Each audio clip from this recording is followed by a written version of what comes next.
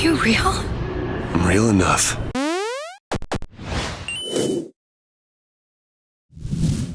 I'm still so happy to be joined by Ken Levine, creative director at Irrational Games, here to talk about Bioshock Infinite. One thing that's still, there's many unique things about this game, but the role of Elizabeth that you have, it's a non-escort game, but in the narrative, yes, you are escorting her, and there's this character that's with you for 85, 90% of the game.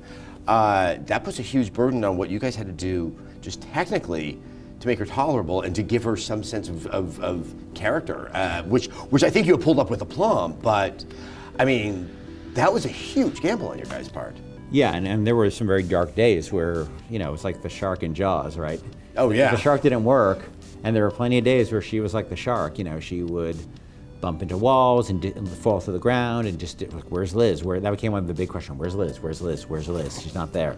But then, you get her sort of working, and then she's standing there like this, and then she's like, then you're standing on top of a pile of dead bodies, and she makes a joke, and you're like, and all these things that have to work, all these systems have to work together, because basically she's a simulation of a person, and what I mean by that is not that it's all computer programming, because there is substantial computer programming, but what that programming is really deciding is we have this giant pool of content, which we wrote, and animation that we created, and all these heuristical interactions she can have with objects, all these things that could draw her eye and pay attention to, posts she can lean against.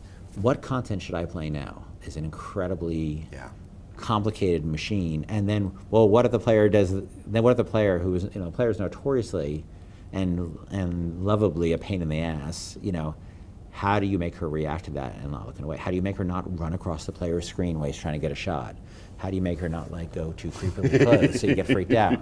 How do you make her talk too much? How do you make her throw you ammo so she's not giving you too much and it doesn't completely unbalance the game, but it still feels really clutch at times? She was a complicated little. But then also, you have to get the player to like her if you're going to spend that much time. And I do, and I think one of the key things that, excuse me, is quite evident from the get-go is she's animated in a way that you don't see other characters in games be animated. It reminds me of classic Disney animation. I know that you had to talk at BAFTA sort of on this very subject, but the scene where you kind of drop in on her for all intents and purposes, literally, and that you scare her and you frightened her.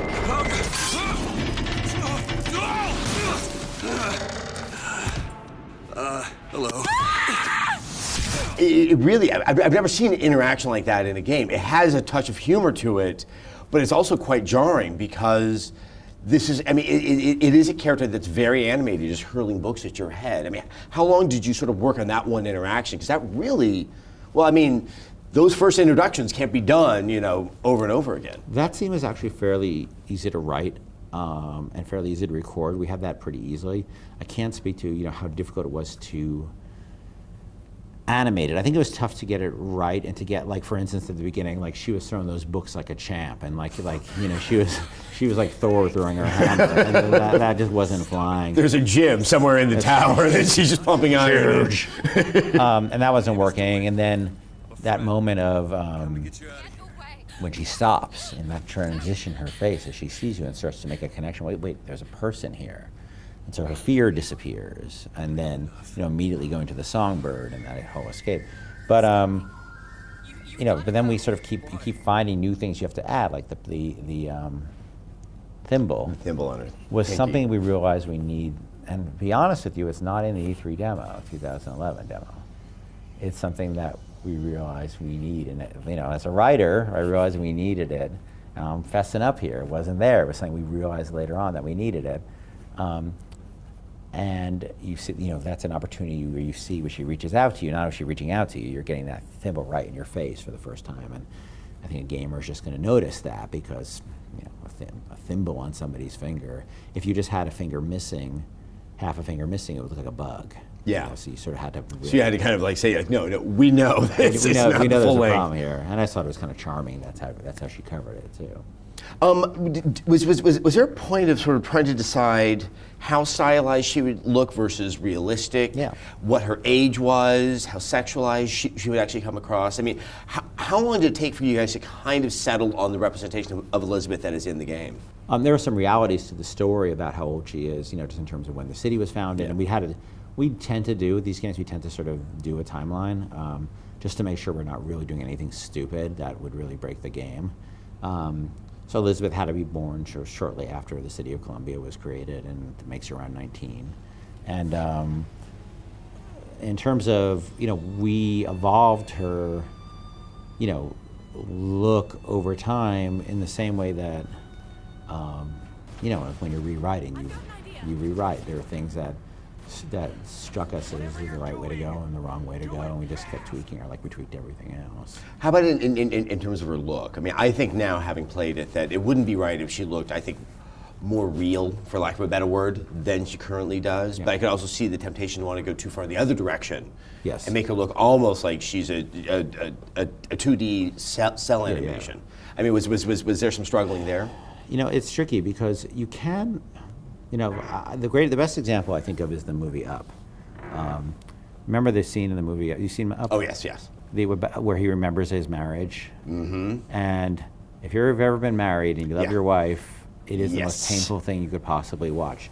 And he's a ridiculous little Square. stumpy square, and she's another sort of exaggerated. And the whole thing is exaggerated over the top. But boy, does it hit every button in a person who thinks about the inevitability of what eventually happens to your spouse or you.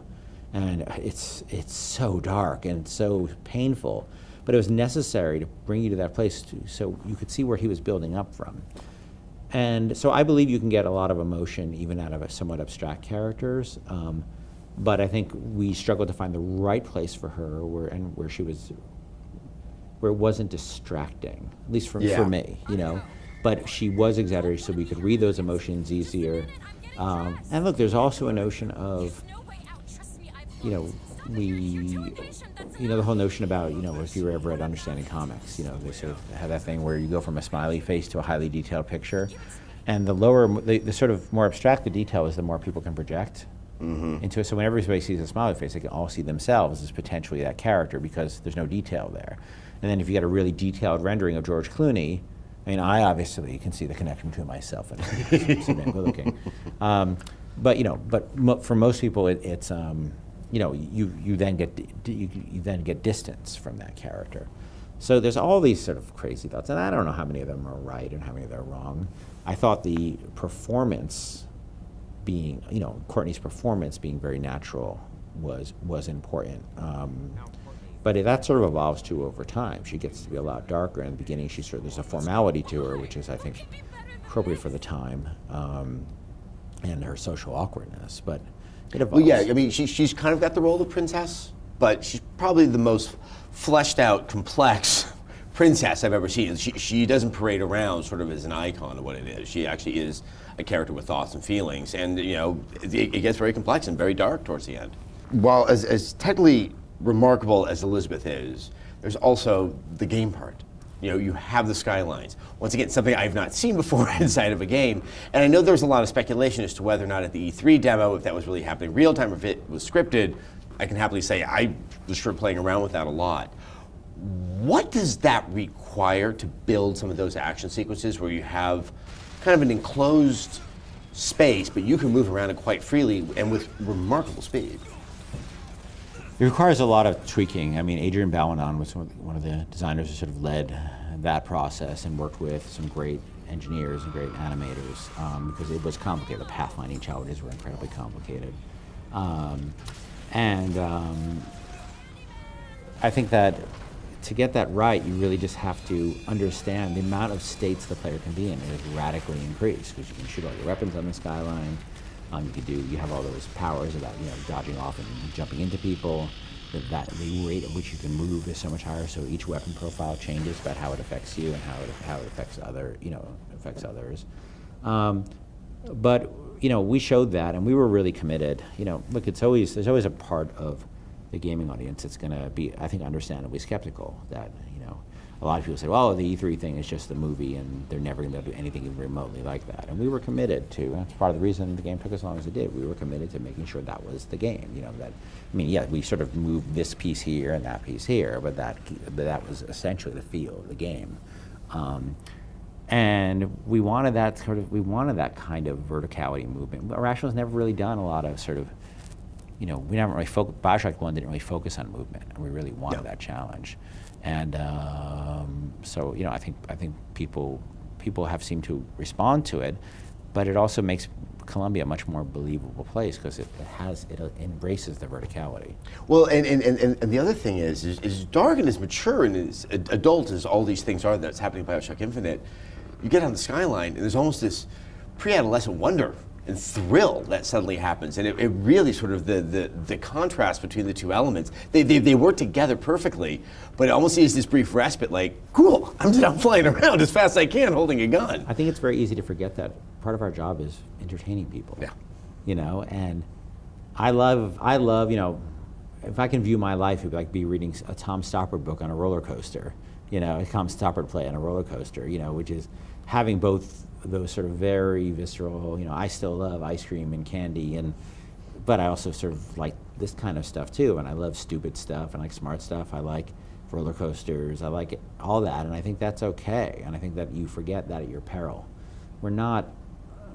We can very easily become too serious about ourselves, that you start saying like, oh, games should only be about this, or games should only be about that, but games should be about whatever the hell game developer wants to make it about. And the gamer is going to judge what they should be about by their vote with their dollars, right? So I like fun. Yeah, and it's definitely in there. Ken, thank you so much on that note. Obviously, Bioshock Infinite is, well, imminent in its release. Please keep your eyes peeled here for more coverage of the game, and of course, our review when it's released. Ken, thank you so much for your time. Thank you. Congratulations. Thank you.